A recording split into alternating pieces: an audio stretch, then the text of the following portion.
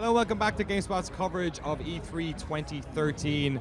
Ted Timmons, you're here from Lionhead. I am. You've got a little treat for us today. Yes, we're showing off Fable Anniversary for the first time, and to start with, we're just going to show you the smart glass experience because we feel we're doing something that hasn't really been done before with smart glass on Xbox 360. Awesome. So we'll have a look at Fable Anniversary footage for the first time in just a few minutes. But first of all, please show us what's going on here. So basically, when this is linked to your Xbox, you can just click on your hero, and it will tell you your objective and what you need to do to proceed in the level. As you play through the game, you'll actually see your hero walk along the path. One of the things that I think is really cool about this particular app is that if you click on the camera, it will show you what Fable 1 looked like 10 years ago. Oh wow. So it's our way of giving that sort of past and present look in the game. And obviously that was a massive success for Halo, but we felt we should do something slightly different and use the power of smart glass to achieve that. And the great thing about smart glass is it's free. You know, anyone with a smart device, whether that's a tablet or a phone, can very easily just download it and play it straight away. So I'll guide you through some of the other stuff. In this particular quest that we're going to show you, there's chests. Chest you click on, it actually just tells you what's in it. So it's also part strategy guide. So anyone who's playing at home, I like the idea that they can set up the map just next to them on the side as they're playing through. They can watch their hero run through the quest, and then whenever they feel like they need just that extra bit of information, they can interact with it. So I'll show you the next bit as well. For anyone that's familiar with Fable, of course the demon door is always really, really important. You can click on the demon door. It actually tells you what you need and what requirements to get in. So we're actually working very closely with Prima on this because we appreciate that some people might just not want the spoilers. Yeah, so we're working with them to work out, how is the best way that we can get this experience to players without entirely spoiling it for them. So I'll show you one of the last really cool things in this. If I go to the boss fight, which you'll see shortly with Twinblade, if you actually look, you can actually see that there's some background story on Twinblade that you actually don't get in the game. You've got a nice bit of concept art of the actual how he looked in Fable 1. And when we get back to the UK next week, when the show is over, once you've had a couple of days rest, exactly, we really want to implement an actual screenshot tool. Cool. So when we started on Fable Anniversary, one of the things I did was I went back and read all the original forums from 2004. I mean, that's the beauty of the internet; it's always permanent, right? And it's always there. It's also the worst thing about the internet. Exactly. So I went through, read it all, and what was amazing was back in 2004, people were taking photos with a camera, sending the film off to get developed, getting the film back, then scanning the photo in, and then with their 56K uploading it. So yeah, I think it's going to be a really nice feature when we Awesome. get it Well, thank you for showing us the smart glass integration, and I think it's about time we had a look at Fable Anniversary running for the very first time. Yes, this is really exciting for us because we actually haven't shown this off yet. My Twitter feed all week has just been demanding this, so I'm really grateful for you guys sparing the time. Not at all. Thank you very much for bringing it along. So yeah, explain what's going on here in terms of. This is obviously a recreation of the first game. Is this in a graphical sense, mechanically? What have you guys done? It's a full remastering. Obviously, visuals you can see instantly. We've updated absolutely everything: meshes, textures, the whole lot. We've redone all the audio. Russell Shaw, the original composer, is still at Lionhead. He's gone back, remastered everything for surround sound, so it sounds absolutely glorious. Widescreen support. It seems so trivial these days to have widescreen, but back in 2004, it was a pretty big deal.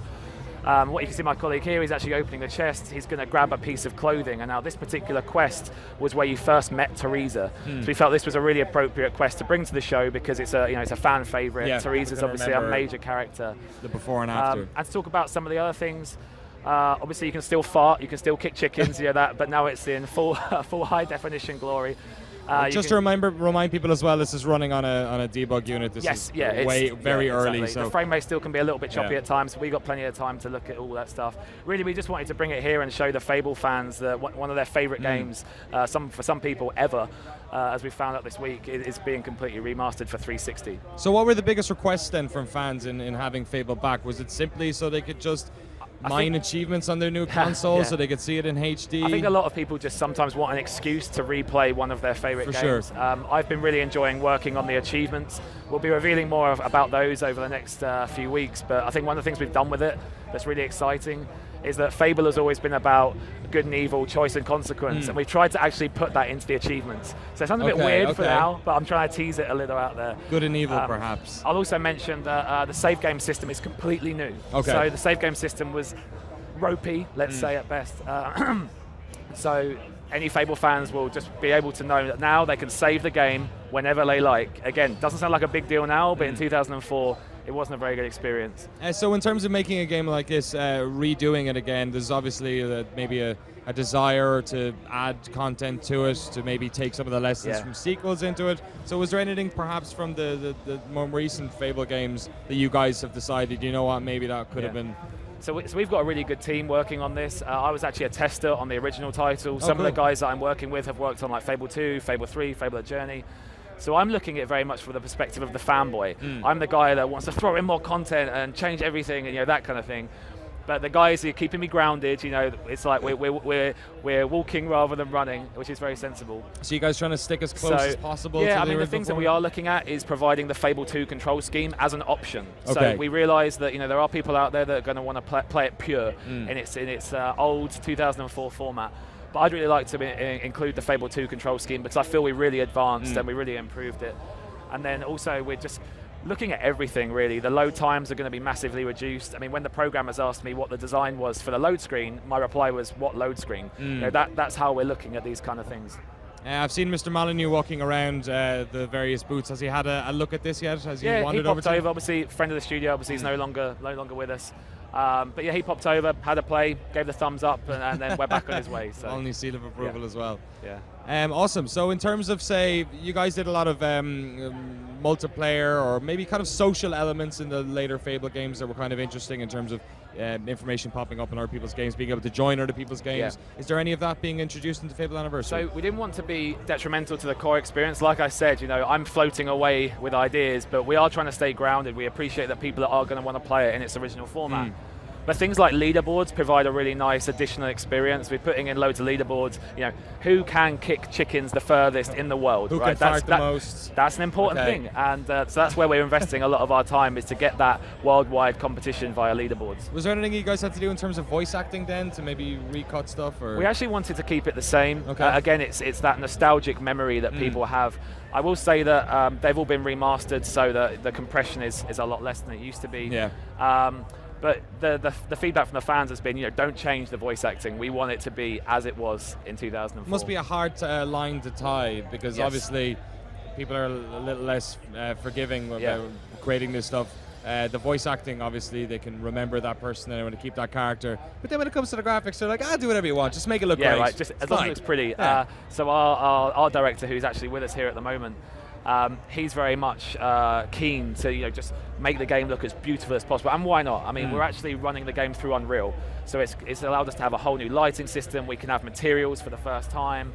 It's actually a really powerful tool for us to use, and I know that the art team are really enjoying using it. Is there any possibility of being able to swap back to the old Fable art style maybe during the game? Yeah, so one of the things that I briefly showed on the smart glass was the ability to look at Fable 1 as it used to be, and that's how we really want to maintain this past and present feel, because I love smart glass. When I first heard about it, I thought it was an awesome piece of technology, and I love the idea that you can actually click on the screenshot and you can actually hold it side by side. There's no swapping. You can directly compare shot to shot, and I think that's quite a nice little feature. Cool. I'm guessing technically it's probably very difficult. New architecture. And when you think about it, is that a good investment? Because there's so many different things you can invest time in. I mean, personally, I'd rather the game looked better just on its own and stood up on its own, and then we use smart glass to utilize all these extra features. I just want to get at least one question in here. The chat is going absolutely crazy. Most people just asking for the player to fart. But can I ask this one? M&M Stranger has asked the very good question: will there be any extra missions or bonus stuff that weren't in the original? That is a really good question, and like I said, I want to float off and add loads of new stuff, but our priority right now is to make the best Fable Anniversary experience we possibly can. When we finish the project in a few months' time, I'd love to look at DLC. One of the great things about Fable Lost Chapters, initially when it was out on the PC in 2005, we had a huge modding community, and so we can actually look back into the past and see, hey, what was a really popular mod? What can we bring to people through the medium of DLC now? So yeah, keep your eyes peeled. I would love to, the team would love to, but we just don't want to lose focus right now. Cool. Well, Ted, thank you so much for bringing Fable Anniversary here. It's great to finally have a look at it. When will people be able to get a hold of it themselves on one platform? So currently it's on Xbox 360, and it'll be available on Holiday 2013. Oh, that's very close. Holiday. I know. See, we've been in America so long. We're talking like this. It's Holiday. It's not Christmas. It's awesome. Enjoy the rest of your E3, Thank buddy. you very Thanks much. very much for coming along. Stage 2 keeps on rolling. We've got loads of great games coming up, including Scribblenauts Unlimited. Or not Scribblenauts Unlimited. That's been out for ages. What am I talking about? Scribblenauts Unmasked. So if you like comic book heroes and you like the Scribblenauts, stick around. We're back in 5 minutes. Awesome.